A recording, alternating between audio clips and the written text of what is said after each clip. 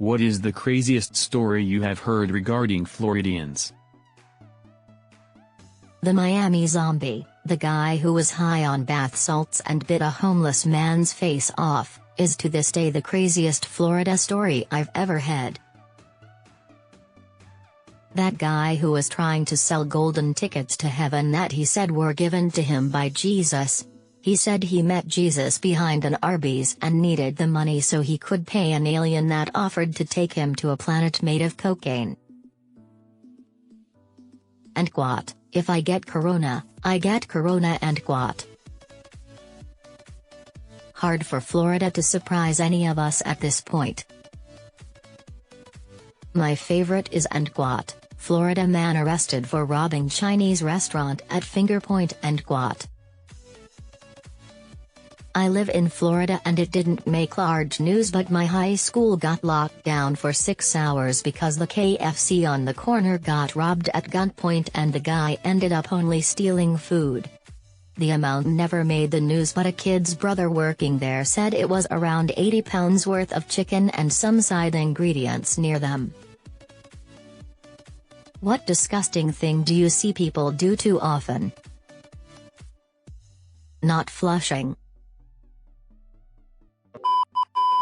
Throwing cigarette butts on the floor. The world is not your trash can. Not washing their fucking hands. Sit their bare fucking ass on the benches in the shower rooms at the public gym. Licking their fingers before touching bills. Especially right now, it's an absolute no-go and people still do it because it's a nasty, unnecessary habit.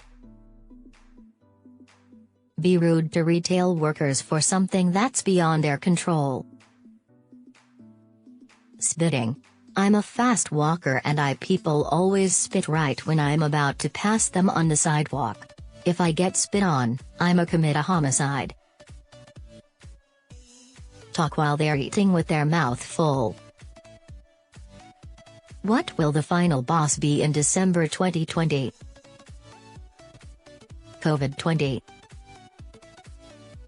Great Depression, again.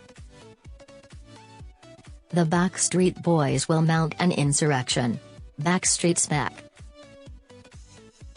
Technology becoming self-aware and mounting a revolution or demonic invasion. What's a movie line that was delivered absolutely perfectly? End quote, "I'm surrounded by idiots." End quote. Scar, The Lion King.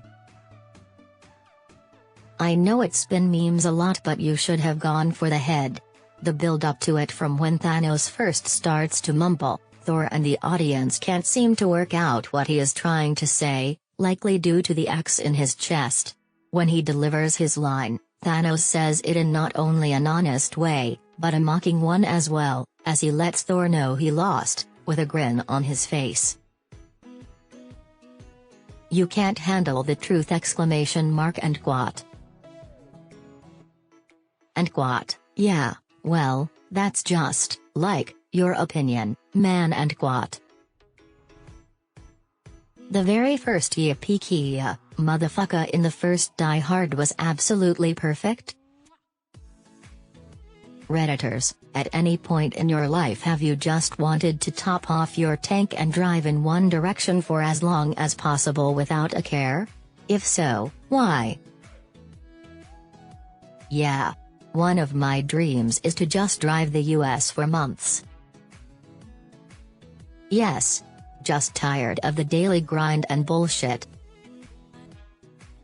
Basically every time I go out for a drive that's longer than 10 minutes I think, end quote, what would happen if I kept driving? End quote. I love the feeling of driving alone at night. End quote. Driving at night is like heartbreak without the agony. End quote. John Green. I sort of did this once around this time last year. I was in a major depressive spiral and contemplating suicide. I didn't know what else to do with myself, so I got out onto the highway and just drove south with no real idea as to where I was going and when I would stop. It was actually a very calming experience. What fear do you have about getting older? My mind falling apart before my body. Long balls. That I'll be regretful. That I'll be forgotten. That I'll stop feeling a sense of excitement in any stage of aging. That I'll be looked at as old. That I'll be perceived as weak. What if I die suddenly? What about my pets? I have an African grey parrot that I inherited that could outlive me. What if I die with holes in my undies?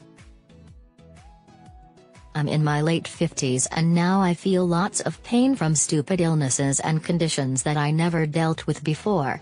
AFib, cancer, sciatica, arthritis. The thing I feared, blocked arteries, didn't happen, yet anyway. I've worked out and jogged for over 35 years. I don't smoke or get drunk. That I will be a burden so bad that I get abused but no one listens because I'm old. The worst part is outliving loved ones. Your own suffering is one thing, but watching others deteriorate is extremely hard. Another difficult aspect is isolation. Isolation from others, yes, and isolation from the present as well. Trends, fashion, technology. Eventually the world moves on without you, and you're stuck in a particular place and time. Despite all that, however, I also have tremendous perspective. I am discipled, routined, and in control of my emotions and temperament.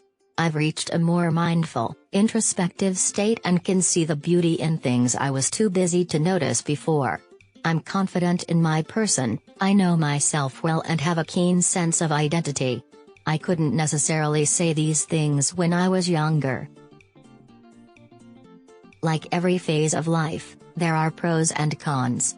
Old age is a gift many never get to experience. Take care of yourself, love your people, cultivate your passion and pursue your interests. Don't get bogged down in the fears and what-ifs. If you can manage to do half of all that, then I trust you'll approach the sunset of your life with dignity and grace. What's your type physically? Times New Roman. Alive. I thought this was about Pokemon types, lol. Tall white boys who get off on disappointing me. Personally, I like tall women. Not skinny, not fat. I like thick, but there's a difference between thick and chubby. What are some weird family meals that you wouldn't serve to guests? Tuna casserole, tuna, mac and cheese, peas all mixed together. Tater tots covered in chili and chopped up hot dogs with a generous layer of melted cheddar. It's delicious, but it's a wildly unhealthy white trash nightmare that I only eat in private on occasion. My father's jambalaya, I find. It's too spicy for most guests, but nowhere near spicy enough for the Cajun guy I brought over once. My grandfather's favorite lunch, most likely from the Depression era. Tomato soup with American cheese melted in it and poured over toast. Also known as tomato soup and cheesy on toast. Every year for Easter my dad would make cornflake steak. It's steak that has deep-fried cornflakes on it. We haven't had it since he died, for obvious reasons. It tasted awful.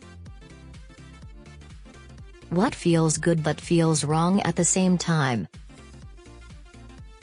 Scrolling Reddit for endless hours every night. Please send help. Fucking your best friend when you haven't discussed what that would mean for your friendship. I lost my best friend this way. And gained a new boyfriend who I love very dearly, yee. Understanding dumb memes and saying awful dad puns. Staying up way too late even though you need to wake up early the next day. Heck, it's already past 2 a.m. leaving a store because you actually have everything you need but then get stared at with suspicion because you bought nothing.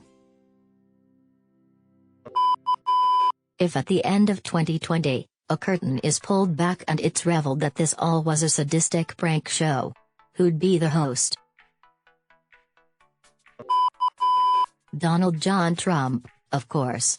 He's a TV host, why would he have been elected president in the real world? Satan. Tiffany Trump. Ashton Kutcher, of course.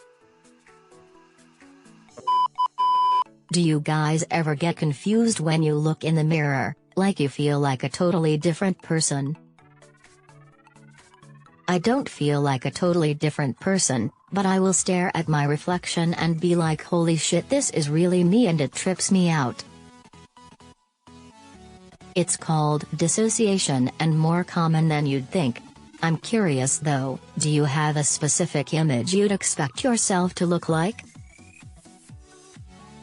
Sometimes I come really close to the mirror like I was going to kiss the mirror, but I don't touch it, and I stare myself and it looks like a total different person staring at me. I'd kiff I'm crazy, but it's trippy.